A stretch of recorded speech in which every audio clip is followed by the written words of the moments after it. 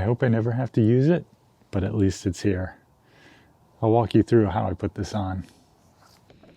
The trailer came with a vent on each side. The one on the driver's side is like an intake, and this one's an out. Seems like a great way for moisture to get in as you're driving down the road, so I just wanted them both removed altogether. And I figured this would be a great opportunity to also use the same area to hang the tire. I had it sealed down with some silicone. Admittedly, they did a kind of poor job of this, so if you have a similar trailer, I'd probably check out the silicone and see if it is fully sealed up. So once I got that cleaned up, then I tried to get this plate to cover as much as possible. This is a pre-made spare tire carrier that you can find on Amazon. I'll put a link down below. It's nice to start with something that you don't have to put together yourself. So all I'm doing is marking where I want the 4 holes to be, and then on the back side, I went through and used those holes in order to start creating the structure to reinforce the wall. Obviously, I don't know, it's probably a 70-pound tire that's hanging on the side of the trailer is going to create some problems as it's bouncing down the road. So I took some 1-inch square tubing, and just like I did on the door to set up the structure there when I removed the studs, I use the same tubing. And you can see that video. I'll put a link up in the top here to check out how I installed the side door. But I also cut a little bevel there just so that it mates up better to the side studs. Once I had that in place, the rear stud is actually 1.25 inches. So I needed to add on just a little extra spacer piece that would allow me to be able to keep the aluminum that's the exterior of the trailer flush to these 1-inch pieces. I don't have footage of it here, but those black pieces that you see welded onto the square tubing are part of the kit for hanging the spare tire. So all I did was bolt those onto the square tubing so that they were held in place, and then I welded them on there, then removed the bolts. Once those were tacked in place, I just added a couple more welds to add a little strength, and then I went back through, and since the other welds had cooled down, I added on a little more material. Should be plenty sturdy. I used the angle grinder to get the studs ready for welding. They have a lot of overspray from the underbody spray that was put all over the trailer. You can see that it fits pretty nicely there. Then I added some screws on the right hand side. This really is just an extra step, but I figured it would be good for holding it in place while I welded it. I used some 3/4 inch sheet metal screws that had a large head here.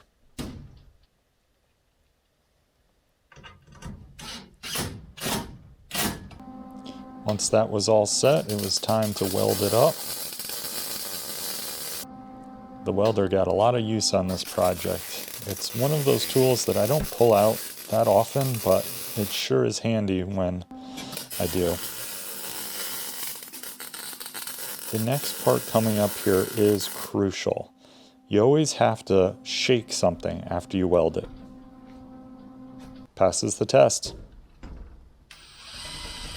And then drilled through the holes that were already in the 1-inch tubing, poked through to the outside of the trailer.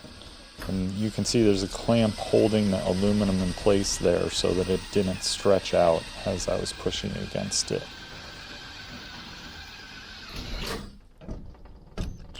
On the outside, I deburred those holes with a step bit just to make them a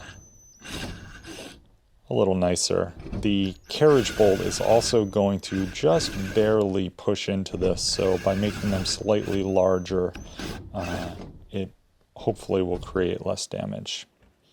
Then took my Dynaflex Ultra that I've been using pretty much everywhere on this trailer, and went around all my seals, any place water could intrude.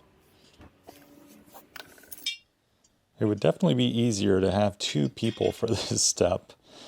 I put the bolts through ever so gently,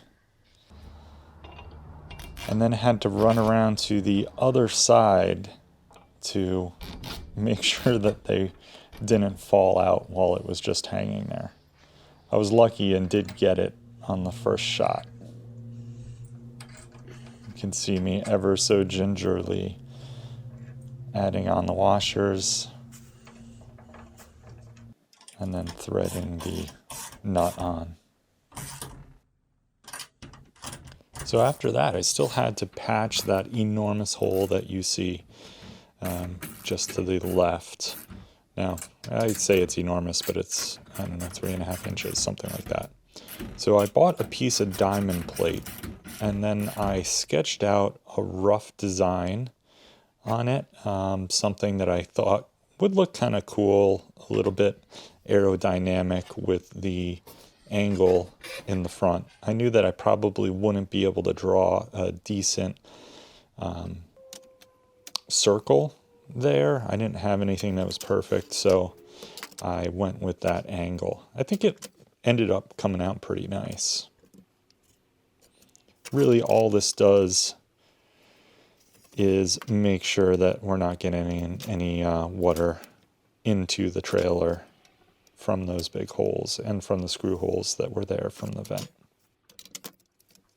Once this was all sketched up, I used the jigsaw to cut it out, and then almost cut myself pretty bad.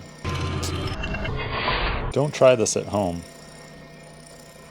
The aluminum plate, which is very sharp on the sides, caught on the sander and then went flying, and could have gone right into my hands.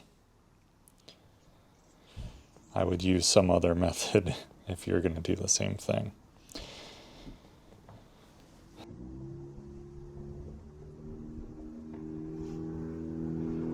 Final step before getting that in place was to cover all of this with more of that Dynaflex Ultra. Again, I'm using this sealant because it stays a little bit flexible. One of the things I've noticed is that as the side of the trailer heats up and cools down, it actually does flex a bit. So having a flexible sealant here rather than something that's going to crack, I feel like is a big plus. I used 1/8-inch rivets to hold this in place, so I just drilled an 1/8-inch hole and then inserted the rivets, popped them in, and then I did go over the top with some sealant, silicone sealant, so that there's no water permeation through the rivets themselves. It's certainly not necessary to have an electric rivet tool, but if you have one, it is handy to use. A regular hand riveter will work perfectly here.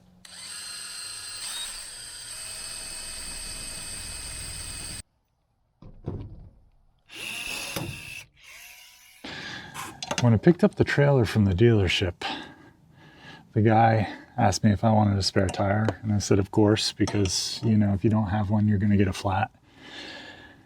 So he went and got it, and he put it in the back of the camper, or not a camper really yet, but it will be. And I realized, wow, this thing takes up a lot of space. And, you know, of course, I'd always planned to not have it inside the camper, but it made it really look small. Anyway, so one of the first jobs was to find a place where I can get the spare tire outside, because I do not want to leave home without it. Let's see if I got that right.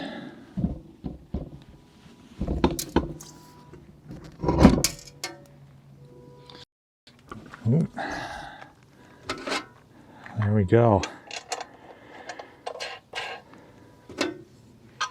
Yeah, this will be very nice to have.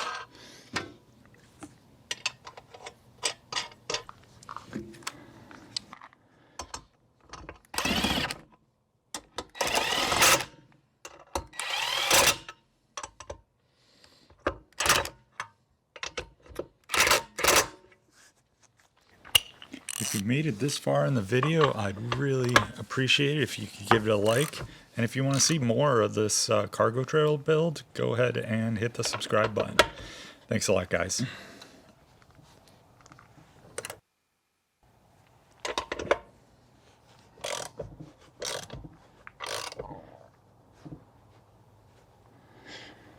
I'm not going to put these on too tight, but I don't want it vibrating off either.